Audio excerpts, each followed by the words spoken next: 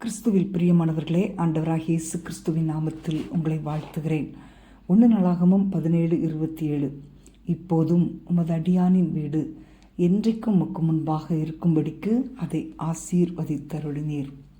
இந்த தாவீது தன்னுடைய வாழ்க்கையில் தேவன் செய்தருளின சகல நன்மைகளையும் இரக்கங்களையும் நினைத்து தன்னுடைய உள்ளத்தின் ஆழத்திலிருந்து அவரை துதித்த பின்பு இந்த வார்த்தைகளை சொல்லி ஜெபிக்கிறான்.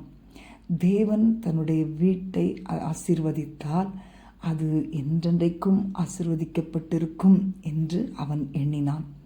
தாவீது தன்னுடைய பரலோக பிதாவின் மேல் கொண்டிருந்த ஒரு ஆச்சரியமான விசுவாசம் தாவீதையும் தன்னுடைய குடும்பத்தையும் தேவன் ஆசீர்வதித்தார்.